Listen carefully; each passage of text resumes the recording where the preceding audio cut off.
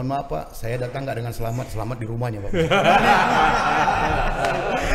Tradisi money politik atau tradisi limpul katakanlah dalam konteks pilkada dan pemilu ini sudah menjadi sebuah tradisi yang berurat dan berakar.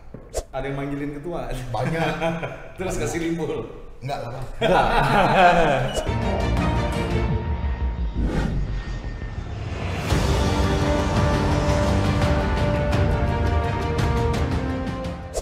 Assalamualaikum warahmatullahi wabarakatuh. Baik, selamat datang Ketua dan anggota Panwaslu Provinsi Aceh. Hari ini kita bersama-sama dengan Ketua Limpul yang turut hadir di podcast spesial kita hari ini di momen ulang tahun negara kita, yaitu HUT yang ke-80.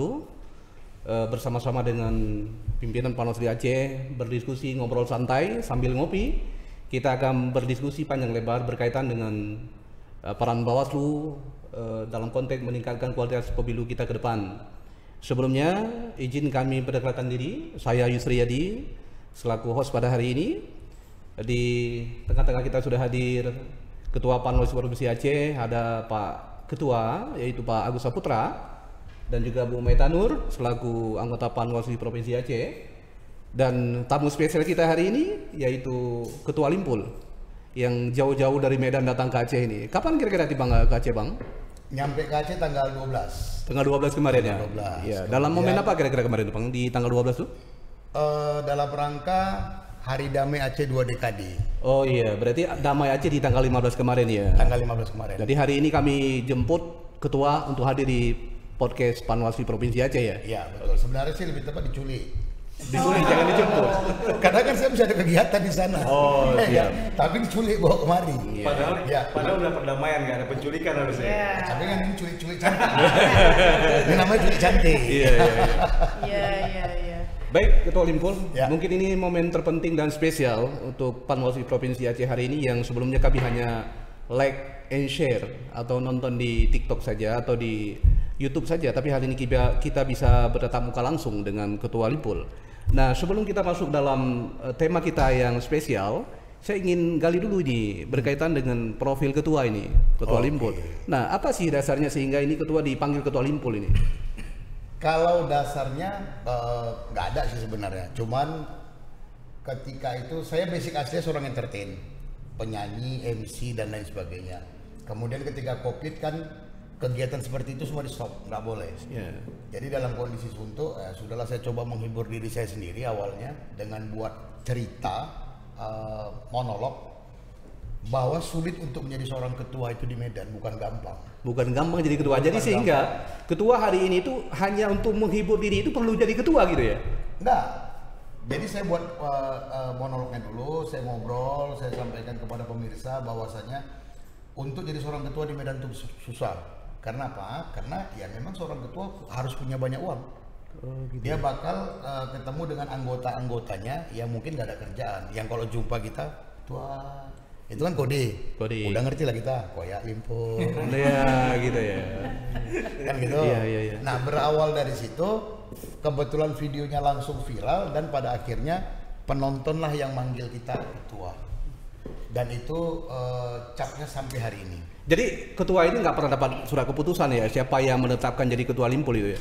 Kayak Tuhan. Hanya Tuhan yang menetapkan ketua jadi ketua Limpul gitu ya? Tuhan mengesahkan, kemudian masyarakat media sosial melantik. Ya, mantap sekali. Ketua. Jadi seumur hidup itu hak paten langsung, cep Limpul. Nah, kira-kira nggak boleh naik cepet. Karena Limpul udah sak napas, apalagi cepet nih. Nah, kira-kira ini apa harapannya dengan posisi ketua Limpul hari ini? Apa yang harapan ke depan bahwa dengan posisi ketua sebagai ketua Limpul, apa sih sumbangsih untuk kemajuan khususnya dalam konteks demokrasi kita hari ini? Kalau sumbangsi ketua Limpul dalam konteks demokrasi pasti nggak ada, pastinya nggak ada. Karena ketua Limpul itu hanya seorang konten kreator yang membawakan cerita-cerita lucu dan bertujuan untuk menghibur orang lain. Kenapa? Sama-sama kita pahami bahwa kondisi negara hari ini sangat-sangat tidak jelas, banyak lawak-lawaknya. Jadi sudah kalau mau ngelawak kita ngelawak sekalian, kita lucu-lucuan sekalian gitu kan, supaya apa? Masyarakat kita, saya berbicara sebagai seorang masyarakat bukan ketua Limpul, kita stres. Kita stres dengan kebijakan sebentar ini, sebentar itu. Nah, untuk menghilangkan stres para masyarakat, fungsi kami di situ untuk menghibur mereka supaya adrenalin kembali terpacu, semangat untuk menghadapi segala sesuatu hanya dengan tawa, sehingga ada istilah hidup ini hadapilah hidup ini dengan tawa. Kalau kau nggak bisa ketawa, telepon aku biar aku ketawain kok. Berarti intinya instrumen ketawa atau lucu-lucuan itu menjadi sebuah pendorong ya? Iya, pendorong dan juga sebagai lebih kepada hiburan sih kepada buat masyarakat, di mana masyarakat harus menghadapi situasi yang sangat tidak menentu. Nah, di samping juga ada edukasinya berarti ketua di situ. Pasti Ada edukasinya. Hari ini komedi itu bagian yang paling baik untuk menyampaikan pesan-pesan. Iya.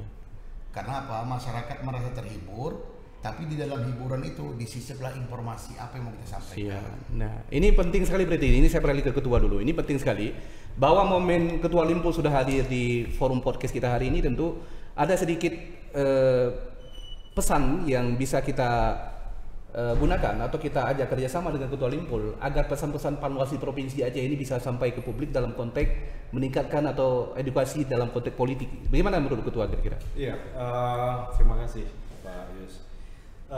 Tapi sebelumnya boleh nanya gitu ya? Boleh Pak. Waktu pemilu kemarin ikut milih tapi? Ikut Ya? Ikut. Menggunakan hak pilih lah. Saya ikut milih dan saya ikut mengkampanyekan kepada masyarakat wajib memilih. Iya. Walaupun kau nggak suka dengan kader-kader yang ada di situ, kau wajib memilih karena suaramu sangat menentukan arah perubahan bangsa ini. Iya. Terus ada nongkrong-nongkrong dekat TPS? Kalau nongkrong ada. Ada yang manggilin ketua? Banyak. Terus kasih Limpul? Enggak lah Pak. Berapi lah kalau itu. Ya, kalau sempat ngasih pada hari itu ketua, itu kan kena sanksi ya, karena dianggap money politik. Oh enggak lah. Kalau hari itu. Dasarnya apa seorang ketua Limpul memberikan uang Limpul kena money politik? Nah. Saya kan bukan anggota dewan. Iya. Juga bukan kandidat dan juga tidak mewakili anggota dewan manapun. Iya. Ya kalau saya ngasih uang pribadi ke masyarakat, itu kan hak saya. Iya. Jadi kalau ketua Limpul memberikan Limpul di dalam pemilu, kalau tidak ada ajakan memilih sebagaimana pasal 280 Undang-Undang Nomor 7 Tahun 2017 itu boleh. Yang nggak boleh itu menurut pasal itu adalah memberikan uang untuk mengajak agar memilih calon tertentu atau apa, itu maka baru dianggap money politik. Gitu kan. Atau juga itu ketua mengajak untuk merusak. Juga nggak boleh. Juga itu nggak boleh. Cuman tapi kalau ketua Limpul memang paling dermawan kan, setiap panggil ketua kasih Limpul, berarti ya karena itu berarti pahalanya banyak dan nggak terkena pidana pemilu memang. Walaupun di PKPU nomor 15 tahun 2023 tentang kampanye pemilu itu ada aturan juga yang maksimal memberikan bahan kampanye itu maksimal Rp100.000 gitu. Jadi di atas itu udah nggak boleh. Atau juga intinya ada pembatasan ya ketua yang diatur dalam PKPU 15 itu ya, bahwa ada batasan tertentu yang boleh gitu ya. Yang boleh tapi tidak boleh di bawah Rp100.000 itu untuk bahan kampanye atau bisa dikonversi dalam bentuk rupiah ya. Jadi Nah ini tadi ya menarik ini ketua Limpul ini ada stressing pointnya bahwa ada batasan uang atau nilai yang dibenarkan dalam konteks pengadaan bahan kampanye tadi ya dengan nilai tertentu. Nah ini bagaimana menurut ketua Limpul ketika ini menjadi pandangan masyarakat bahwa ini boleh, ini nggak boleh, gimana ini menurut ketua Limpul? Sebenarnya saya sih lebih kepada gini ya. Kalau memang dibolehkan, ya udah bolehkan sekalian. Kalau nggak boleh sama sekali nggak boleh. Kenapa? Ketika dia dibolehkan, takutnya muncul celah. Ya. Contohnya itu apa? Celahnya jadi seperti kan apa? saya rasa mungkin yang dimaksud Pak Ketua tadi dalam bentuk istilahnya APK, alat peraga kampanye. Mungkin dalam bentuk selebaran kah, dalam bentuk stiker kah. Pertanyaan, di mana orang bisa cetak selebaran di harga 100.000? Berarti idealnya yang kita takutkan bahwa undang-undang yang diterapkan ini di sini menimbulkan celah untuk orang sisip masuk ke dalam, sehingga menggunakan alasan Pak ini untuk alat peraga kampanye. Berarti kita dalam konteks nilai jumlah itu kita hindari berarti ya? Lebih cenderung penggunaan alat peraga langsung gitu ya? Langsung, jangan dalam bentuk uang. Oh iya. Karena ini bisa menimbulkan persepsi yang salah jadinya di masyarakat.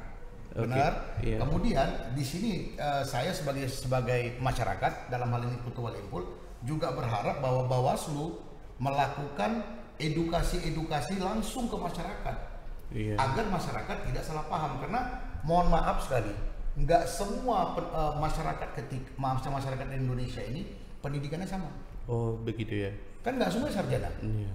Mungkin petani-petani kita atau bahkan yang lebih sarjana itu yang menggunakan manfaat itu yang menggunakan peluang itu.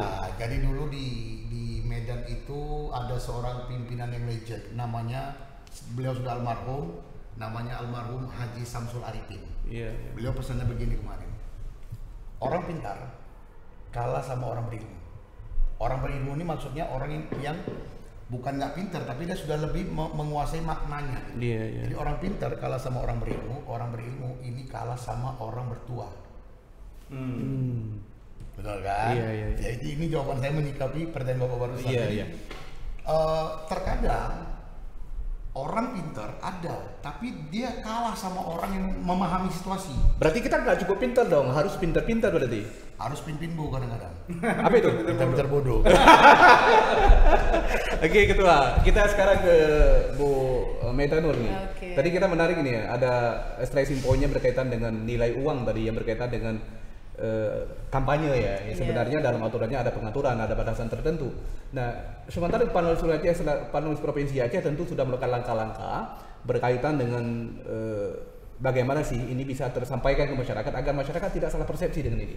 Iya. Apa kira-kira yang sudah pernah dilakukan oleh Panwaslu Provinsi Aceh itu? Dari Panwaslu Provinsi Aceh itu Bang, kita buat edukasi, sosialisasi dan juga workshop untuk mensosialisasikan kepada masyarakat kalau ada aturan-aturan yang harus ditaati ya. Nah, dalam konteks ini sasaran yang dituju itu ke siapa saja? Tentu semua ya, semua. Tapi stakeholder penting itu yang lebih diutamakan. Kenapa? Karena mereka ini kan pelaku. Contoh misalnya partai politik ya. Partai politik ini kan harus dikasih tahu peraturannya. Kalau nggak dikasih tahu dia nggak tahu ini mana yang benar, mana yang salah. Sehingga mereka nanti ketika berkampanye, ketika mengajak massa untuk memilih kandidat tertentu atau partainya sudah sesuai aturan. Jadi kita edukasi di awal, memberitahukan di awal supaya mereka tidak salah. Apalagi kalau bicara duit ini kan sensitif ya, di mana-mana isu money politik itu memang ngeri-ngeri sedap. Ya, katanya stop uang, tapi kadang-kadang uang diambil juga. Tolak uang tapi uang berjalan juga. Nah ini memang menyulitkan kita dari sisi kita, edukasi ini nggak boleh putus. Nah oke. Berarti begini Bu Meta, tadi ini kebetulan ada Ketua Limpul. Nah kalau bahasa Medannya tadi kan ada pemerataan 100 atau bahasa Medannya cepek limpul jadi ujungnya ya kan. Ya. Nah ini bagaimana dari narasi-narasi yang dianggap ini negatif oleh publik, oleh masyarakat. Nah bagaimana kita bisa balik agar bahwa ketika Ketua mengatakan ini limpul, nah ada pesan positif yang muncul di sana. Itu kira-kira langkahnya apa Ketua? Saya rasa sangat sulit Pak, karena begini, tradisi money politik atau tradisi limpul katakanlah dalam konteks pilkada dan pemilu ini sudah menjadi sebuah tradisi yang berurat dan berakar. Benar seperti yang Ibu ini bilang tadi. Tadi saya sebenarnya mau bertanya dalam artian bukan mau menekan Bawaslu-nya, tidak ya. Tapi saya kepengen bertanya sebenarnya sejauh mana sudah pengawasan Bawaslu ini? Khusus dalam konteks itu ya? Satu. Yang kedua saya mau nanya tadi, apakah Bawaslu tahu nggak nih ada istilah serangan fajar? Ternyata dijawab Ibu ini langsung sudah. Ada fajar, ada subuh lagi gitu ya? Ada juga maghrib. Maghrib juga ada gitu. Tengah malam kalau bisa. Apalagi ketika masuk tahapan-tahapan penting gitu ya. Sebenarnya yang paling kasihan si Fajar Pak. Dia nggak tahu apa dalam menit, tapi dia diserang dulu. Fajar ini. Nah, yang mau saya nanya tadi itu, tahu nggak ada serangan fajar? Pasti tahu. Iya. Kalau dijawab oleh Bawaslu tidak tahu, bohong. Tahu. Iya. Cuman persoalannya mencegahnya sulit memang. Nah, berarti karena banyak trik yang dilakukan. Itu ada lapor sama Fajar nggak gitu ya? Ada lapor sama Fajar nggak? Serang-serangannya. Dan saya mau jumpain Fajar, mau nanya, kok punya BPJS nggak? Waktu diserang dulu kemarin. Iya, menarik sekali Ketua Limpul. Ini kan Pak Ketua, kita kembali ke Pak Ketua ini. Tentu ini menjadi sebuah dinamika di masyarakat. Satu dinamika Pak, yang ingin poin penting yang ingin saya sampaikan di sini bahwa adalah ini bukan saja menjadi tanggung jawabnya Bawaslu, Panwaslu dan lain sebagainya, tapi masyarakat juga harus sadar. Ketika kalian terima uang dari seorang kandidat calon atau siapapun dia yang ikut dalam konteks pemilihan, ingat ya, suara kalian sudah dibeli pada saat itu. Kalau dia melakukan, setelah dia duduk, dia melakukan kebijakan-kebijakan yang salah, setelah dia duduk dia melakukan korupsi, moncong kau jangan ribut kali karena kemarin kau udah terima uangnya. Oke, udah kau terima uangnya, tentu dia harus balik modal. Cara balik modal seperti apa? Kau cek aja gaji-gaji mereka berapa, bukan banyak-banyak. Bagaimana cara mereka untuk membalikkan modal? Tentunya dengan melakukan hal-hal yang selama ini dilarang oleh negara. Salah satunya korupsi. Jadi pilihlah dengan bijak pilihanmu dan jangan memilih karena uangnya, tapi pilih dari hatimu, bos. Iya. Kita sudah dapat ini berarti. Itu cara kita sebagai masyarakat membantu meringankan tugas dari mereka, Panwaslu dan Bawaslu. Tapi kalau kita juga, mereka tiap hari ini memberikan edukasi, tapi di belakang uang dan terima juga ya sama. Ya. Berarti pemimpin itu adalah cerminan dari rakyatnya ya? Ya. Oke, kalau rakyatnya mau bersih, pasti dapat pemimpin yang bagus. Betul. Oke, mantap Bang. Nah, berarti ini Ketua Limpul dan Pak Ketua Agus, ini tadi kita ini bicara dari seputaran istilahnya instrumen transaksional ya. Nah, kesannya kan masyarakat sekarang menjadi objek berarti, menjadi objek dari permasalahan yang seolah-olah tidak ada ujungnya ini. Kalau dulu kita bilang bahwa ketika pemilihan secara tidak langsung melalui DPR, itu mungkin transaksional terbatas, hanya di lingkaran saja. Tapi ketika pemilu secara bebas melibatkan dengan one man one vote, maka transaksional itu mungkin meluas. Nah, ini tentu menjadi beban besar nih bagi kita dalam meminimalisir, bahkan mungkin tidak mungkin kita hilangkan. Ini gimana kira-kira? Dan kita juga sebenarnya, jadi ini kalau menurut saya sih sebenarnya di posisi yang serba salah. Kenapa? Kita juga masih memiliki data bahwa masyarakat miskin kita masih banyak. Nggak bisa kita pungkiri itu. Iya. Nah, mungkin mereka merasa, oh inilah momennya, kalau nggak diambil kapan lagi? Kami mau makan juga kok, kan gitu. Mungkin saya rasa mungkin seperti itu. Berarti salah satu tugas pimpinan tertinggi di Republik ini adalah bagaimana mensejahterakan bangsa ini. Sejahterakan rakyatnya, jangan sejahterakan pejabatnya. Kalau rakyat sejahtera, rakyat makmur, mau terima uang siapa lagi? Iya. Berarti ini masalah terbesarnya ada di fondasi ekonomi berarti ya? Iya, ekonomi lah menjadi dasar utama kita. Nah, itu dia Ketua sebenarnya. Jadi mungkin bisa jadi kegagalan mensejahterakan masyarakat itu karena dilahirkan dari proses yang transaksional tadi. Betul. Akhirnya ketika sudah terpilih nggak peduli lagi dengan aspirasi. Makanya kan tadi saya bilang kan, ini sudah menjadi sebuah kebiasaan atau tradisi lah kita bilang, yang sudah berurat dan berakar. Ini salah, tapi sudah berurat dan berakar. Ketika kita kasih tahu ini loh yang benar, orang nggak terima. Kita malah diserang jadinya gitu. Nah, seperti pernyataan Pak Ketua barusan itu kan sama seperti beredar di media sosial. Apa bedanya pilkada dengan pilkada? Benar kan? Apa itu? Kalau pilkada lupa jadi barang tuh. Iya. Kalau pilkada udah jadi lupa kawan. Jadi terbalik ya. Jadi lupa duluan terus jadi. Terus kalau yang satu udah jadi lupa. Baru lupa gitu. Benar kan? Kenapa ya? Itu tadi dia tentu akan sibuk bagaimana mengembalikan apa yang sudah dia buang di awal sebagai yang kita katakan modal politik. Jadi iya modal politik. Terus money politik itu bikin masyarakat sebenarnya juga tersandra. Kenapa tersandra? Karena akhirnya ya seperti transaksional tadi, seperti Bang Ketua sampaikan tadi, udah lunas kok gitu kan. Dan yang kita saksikan di media sosial, ada beberapa kali kita saksikan di media sosial, ada caleg yang gagal, padahal dia sudah keluarkan biaya. Pada akhirnya viral kan, dia datangin orang, mana uang aku udah koma mana. Ada yang juga bahkan ada bantuan jalan dibongkar lagi gitu ya? Iya ada. Terus Bang, bentuk money politik itu sebenarnya bukan hanya uang cash. Betul. Bisa dalam bentuk benda ya, kayak tadi ada bantuan program jalan atau Ya, ada minyak goreng kan, sering kita lihat minyak goreng Dan kadang-kadang gini Bu, kadang-kadang kasihan masyarakat kita Bu. Mereka dikatakan ini ya ada sembako buat kalian nih. Begitu dia buka isinya cuma 3. Beras, minyak, gula. Ini nggak sembako Bu, ini tribako namanya. Nggak sampai 9 bahan pokok. Kalau gitu ya. dikasih cuma 3 kok wajib komplit. Pak ini bukan sembako, tribako. Jadi awal aja udah kena tipu ya. Udah tipu. Cuma masyarakat kita nggak sadar. Karena cara mainnya cantik dia ya. Oke, Ketua. Mungkin ini kita cukup panjang sekali ya. Siap. Apa namanya ngobrol kita. Mungkin ini sebagai kalimat terakhir ya dari. Sebelum terakhir, Iya. saya ada satu pertanyaan. Boleh Ketua. Sebelum menutup, ini buat ketua dengan teman-teman yang lain. Masyarakat di luar sana kan tahunya Bawaslu itu kerjanya 5 tahun sekali pas pemilu. Oh iya. Iya. Benar Iya. kan? Ketika pemilu sudah berakhir, pejabat sudah duduk dan sudah bekerja dengan tugasnya masing-masing. Nah, Bawaslu ngapain?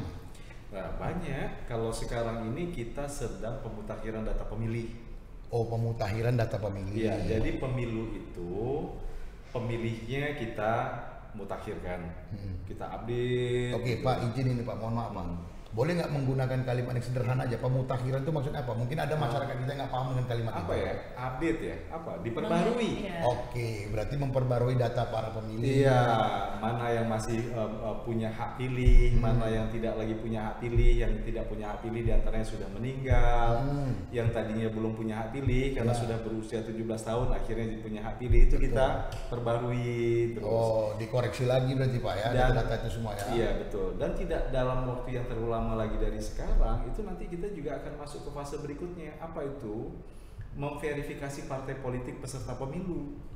Jadi partai politik sebelum menjadi peserta pemilu itu kita verifikasi lagi apakah punya kantor, apakah ada pengurus.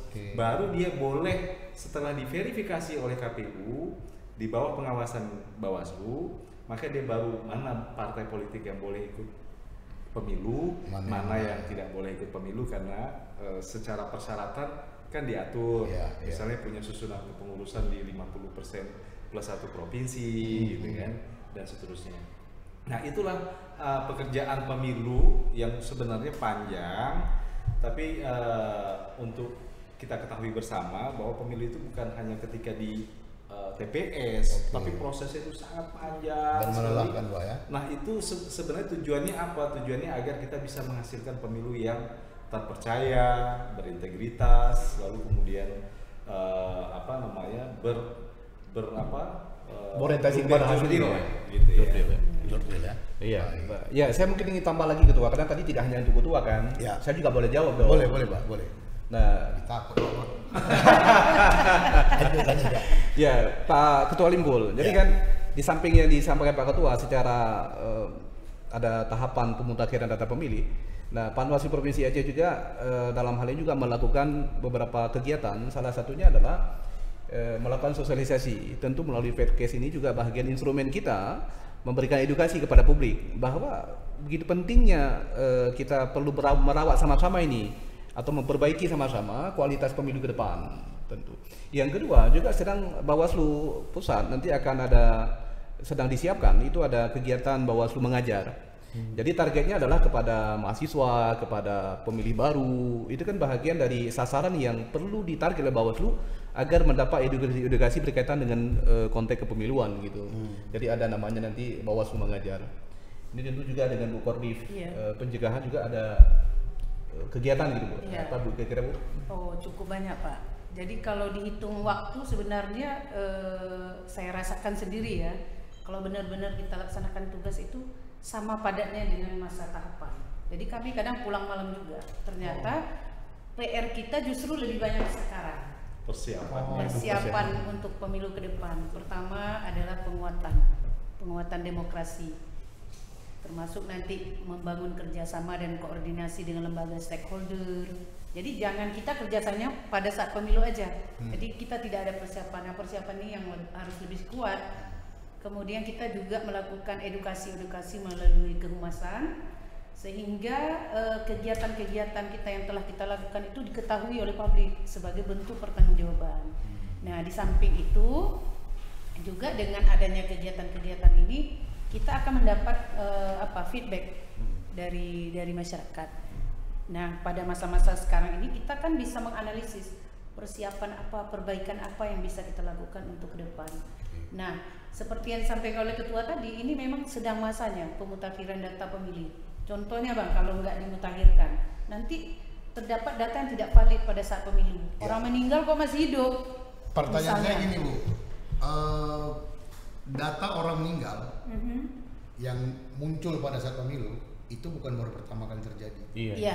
berulang kali. Iya. Kenapa bisa kelolos, bisa kebablasan balik? Kita justru memprosesnya dari sekarang. Nah, itu terikat peraturan Bang. Bukankah 5 tahun yang lalu juga muncul hal yang sama? Iya. Karena begini Bang, dulu ada peraturan kalau orang sudah meninggal, kita pengawasnya sudah datang nih, malah sudah foto kuburannya lagi. Bahwa misal contoh siapa Bang, kita kasih nama? Katakanlah Kenari. Kenari. Kenari sudah meninggal. Karena peraturannya kalau tidak ada keluar akte kematian dari Dukcapil itu tidak boleh dikeluarkan dia dari daftar pemilih. Berarti kendala di situ ya. Nah. Sementara kadang-kadang kelemahan masyarakat kita adalah Nggak mengurus. tidak tertib administrasi. Iya, tidak mengurus kecuali perlu. Misalnya ada bagi-bagi warisan, perlu dokumen itu mereka Nah, mengurus. ini yang saya mau komentari tadi Bu, pernyataan Ibu tentang kerjasama. Saya tadi mau nanya, kerjasama yang dibangun ini selama ini berhasil nggak 100%?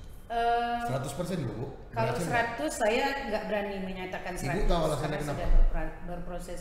Artinya banyak dukungan, fasilitas yang juga nggak maksimal. Jadi kalau nggak maksimal, bagaimana menghasilkan hal-hal yang maksimal? Contoh. Ya. Ibu tahu nggak kenapa tidak berhasil 100% kerjasama itu?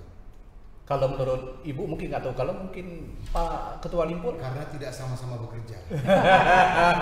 hanya sama. Jadi kerjasama itu jangan jadikan slogan, Iya. tapi kita harus sama-sama bekerja untuk mencapai hasil yang maksimal. Iya. Karena ada kendalanya begini juga, data itu masih tetap digunakan untuk bansos. Iya. Maka data itu tetap ingin disimpan. Dirawat. Iya. Padahal kita ingin menggunakannya untuk pemilu. Berarti kan itu tadi kan Pak, tidak sama-sama bekerja kan itu. Tapi ke depan ini surat keterangan dari RT RW pun Wajib. sudah bisa diterima. Kalau dulu kita foto di kuburan ini, kita pengawas sudah memverifikasi sampai ke kuburan. Tapi tetap tidak diakui data itu dikeluarkan dari daftar itu. Karena apa? Oke, ketika kita sudah punya foto, Bawaslu nih ya, sudah punya foto. Terus kita sudah lapor, data dia tetap kasih keluar. Iya. Kenapa nggak kita handle sendiri, kita cut sendiri? Nggak bisa Pak. Karena itu kan Karena itu ada namanya, itu kewenangannya kan melalui Dukcapil berarti. Iya. Karena pemilik data itu untuk kependudukan ada Dukcapil yang Bukan Pak, maksud saya begini Pak. bisa Ini- cabut ini Pak kok- kalau ini- peraturannya dicabut. Bukan. Ini pola sederhana saja nih, pola sederhana. Ini orang udah meninggal, kita sudah tahu dia meninggal. Datanya sudah ada, fotonya sudah ada. Disdukcapil mengeluarkan kembali data dia untuk sebagai peserta pemilu. Betul kan? begitu. Iya. Nyoblos, Dia nyoblos. dianggap masih hidup Dia karena dianggap belum masih keluar. nyoblos.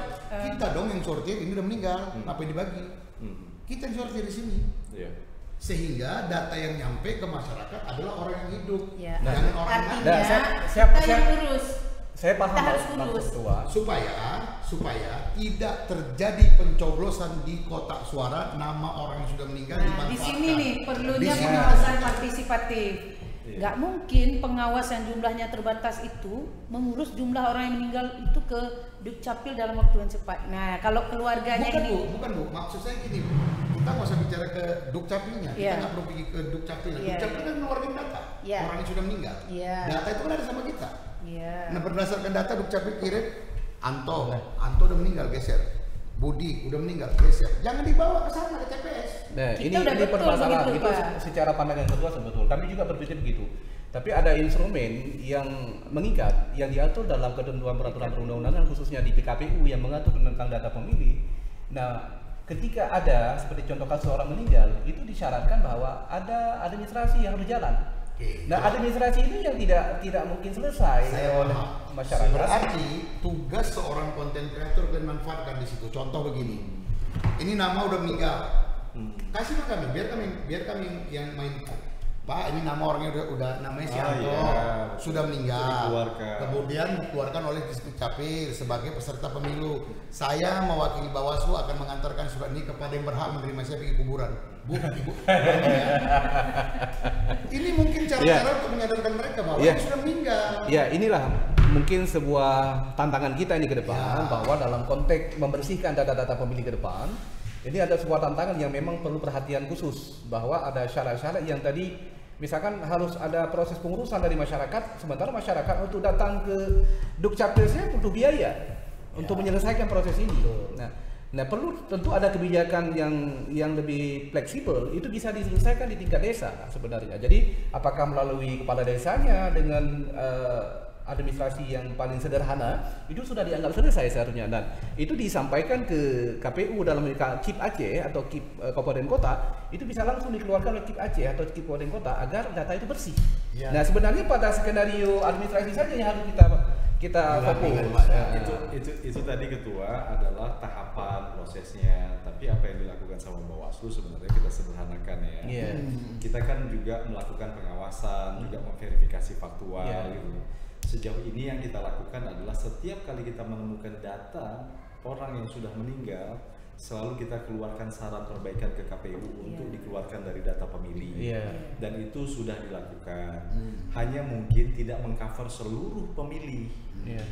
Karena keterbatasan jajaran ya. Tapi setiap kali kita memverifikasi faktual ulang apa yang sudah dilakukan oleh KPU, jika kita temukan ini sudah tidak bisa dimasukkan sebagai daftar pemilih, maka kita keluarkan saran perbaikan berikut namanya, alamatnya, semuanya untuk dikeluarkan dari data pemilih. Dan ketika di pleno nanti kita cek kembali apakah sudah dikeluarkan atau belum. Itulah yang kita lakukan. Makanya kerja-kerja KPU kalau di Aceh namanya KIP ini selalu harus didampingi oleh pengawas pemilunya gitu. Yang kita anjurkan adalah maka untuk jajaran pengawas pemilu, KPU dan seterusnya, makanya setiap kali itu harus melakukan koordinasi ke kita, lalu kemudian aktivitasnya juga untuk bisa kita lakukan pengawasannya. Ini juga membantu pekerjaan mereka juga sebenarnya. Jadi ketika hasil pekerjaan mereka itu bisa kita verifikasi, ini sudah dilakukan dengan benar, ini sudah dilakukan dengan benar. Itulah yang perlu tadi sama-sama bekerja, gitu kan. Dan kita juga menerima laporan ya Ketua ya, jika masyarakat menemukan ada hal-hal yang tidak sesuai. Maaf ya Bu. Ya, nggak apa-apa Pak. Terkadang belum salah Pak. Terkadang laporan itu bukan hanya sampai di kantor Bawaslu. Laporan itu bahkan sudah sampai ke Mahkamah Konstitusi ketika sidang. Tapi tetap aja tidak dipandang. Itu yang terjadi kan. Artinya ada kekuatan-kekuatan tertentu yang membackup itu. Nah, kita jangan terjerat dalam sistem itu. Kita lembaga kita harus berdiri menjadi sebuah lembaga independen sehingga lembaga ini bisa dipercaya oleh masyarakat untuk menitipkan hak suara kami di sini. Pak, tolong ya diawasi suara kami ya. Benar kan Pak? Iya benar. Artinya gini. Tapi kita sadar sama-sama kita sadari bahwa semua butuh proses yang tidak gampang dan tidak cepat semua. Tapi saya yakin lah di tangan-tangan orang-orang profesional, generasi muda bangsa ini juga hebat-hebat. Indonesia tidak kekurangan orang bodoh, Indonesia hanya kekurangan orang yang tidak peduli. Jadi kita harus munculkan kepedulian ini, kemudian di tangan orang-orang profesional ke depan, mungkin bapak-bapak bisa mengkader kembali generasi muda kita sehingga menjadi generasi yang peduli untuk menyelamatkan bangsa kita. Nah, kalau gitu kami juga berterima kasih untuk Pak Ketua karena selama ini banyak mengedukasi, ya kan, walaupun tanpa dibayar oleh negara, tapi juga sangat membantu masyarakat yang lain, memberitahu dengan metode yang sangat sederhana dan mudah dimengerti, tidak terlalu formal begitu ya, hingga itu mudah masuk, apalagi melalui TikTok, melalui Instagram dan sebagainya. Malah kita membutuhkan sinergi ya, termasuk dengan Pak Ketua gitu, karena kadang-kadang Gen Z terutama ini ya, ketika melihat yang formil kan dia tidak terlalu ngeh ya. Betul. Nah, kadang-kadang pesan-pesan kita itu harus mampu masuk ke ruang-ruang itu. Itulah kenapa kita perlu mensosialisasikannya sebanyak mungkin, memberikan pendidikan politik, demokrasi, dan terutama pendidikan pengawasnya untuk pengawas partisipatif itu. Betul. Jadi kalau saya kembali Pak, kita mengingat apa yang disampaikan oleh orang tua kita dulu, nenek moyang kita dulu punya begitu banyak fatwa-fatwa atau slogan lah istilahnya. Mereka pernah bilang begini, kalau masuk kandang kambing lembek, kalau masuk kandang harimau harus mau. Untuk menghadapi Genjet gunakan bahasa Genjet. Kalau menghadapi Genjet menggunakan bahasa formil nggak nyambung. Caranya berarti kita harus menyesuaikan dengan zamannya gitu ya. Iya. Jadi kita gandeng Gen Z atau kita pakai konten kreator Gen Z. Poin apa yang ingin kita sampaikan? Saya mau kau sampaikan A, B, C. Kau sampaikan dengan gaya bahasa, mungkin lebih mudah keterima. Karena mereka akan berbicara dengan bahasa mereka. Mereka menyampaikan visi misi Panwaslu, Bawaslu dengan gaya mereka, mungkin keterima.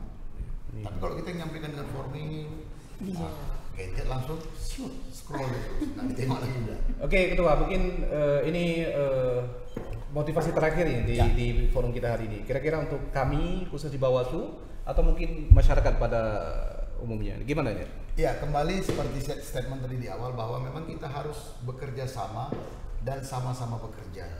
Artinya masyarakat juga harus menyadari tugas dan fungsi Bawaslu. Bawaslu juga jangan menutup-nutupi apa tugas dan fungsinya, sampaikan kepada masyarakat agar hubungan kerjasama bisa terjalin. Kemudian ketika masyarakat menemukan hal-hal yang ganjil tentang pemilu, ketika dilaporkan ke Bawaslu, Bawaslu harus fast respon, cepat merespon itu, jangan lambat, sehingga masyarakat tetap memiliki kepercayaan kepada lembaga-lembaga negara yang selama ini menjadi tempat masyarakat untuk menitipkan kepercayaannya. Baik.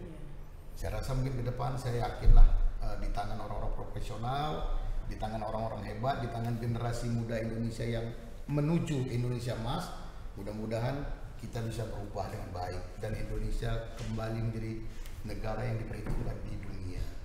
Amin. Baik, terima kasih Pak Ketua. Terima kasih Bu Meta yang sudah hadir di forum kita. Spesial terima kasih untuk Ketua Limpul. Terima kasih. Terima kasih kembali ya. Sedikit bisa ya kan? Iya.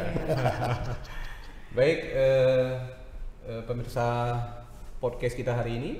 Hari ini edisi khusus kita di momen 17-an, yaitu khusus menyambut HUT ke-80 kemerdekaan Republik Indonesia yang dihadiri langsung oleh Ketua Limpul. Sudah di penghujung acara. Terima kasih atas waktu dan kesempatan Pak Ketua Limpul. Sama-sama Pak. Ya, mungkin demikian dari saya selaku host pada hari ini.